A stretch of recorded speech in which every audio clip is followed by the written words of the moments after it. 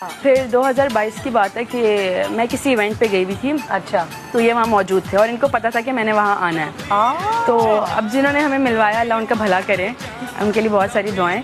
تو میں وہاں پہ ان سے ملی تو ہوا یہ کہ سلام دعا ہوئی اچھے سے, کوئی ایسی بات چیت نہیں کہ آپ مجھے پسند آئی یا میں نے آپ کو اپروچ کیا تھا, ایسی کوئی بات کچھ بھی نہیں. سلام دعا ہوا, وہاں اور بھی لوگ تھے, میں ان سے بھی ملی اینڈ دیٹس اٹ. کیونکہ میں گئی ہوئی تھی اپنے ایک شوٹ کے لیے اور میں تھکی ہوئی تھی شوٹ سے, پھر مجھے وہ ایونٹ بھی اٹینڈ کرنا تھا. وہ میری زندگی کا پہلا اور آخری ایونٹ تھا کہ میں نے کسی میڈیا کا ایونٹ اٹینڈ کیا تھا.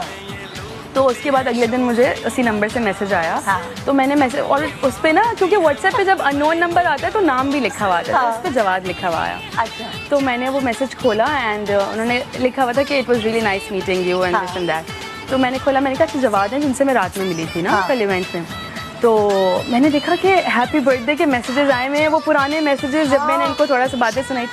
میں نے کہا یار میں نے کتنی بدتمیزی کر دی, یہ بندہ تو کل رات کو مجھے ملا, یہ کون ہے. اچھا پھر میں نے ان سے پوچھا آپ کون ہیں, تو انہوں نے کہا میں وہی ہوں جو رات کو ملا ہوں. میں نے کہا نہیں آپ کون ہیں, مجھے کب سے جانتے ہیں. پھر انہوں نے مجھے بتایا کہ میں آپ کو تب سے جانتا ہوں, آپ کا نمبر میں نے کسی دوست کے تھرو لیا تھا اور وہ دوست کا جو دوست ہیں وہ ڈائریکٹر تھے اور آپ نئی نئی آئی تھی انڈسٹری میں, تو آپ کا نمبر اوبیسلی 4 جگہ پہ تھا کیونکہ کام کی وجہ سے سب اپروچ کرتے ہیں.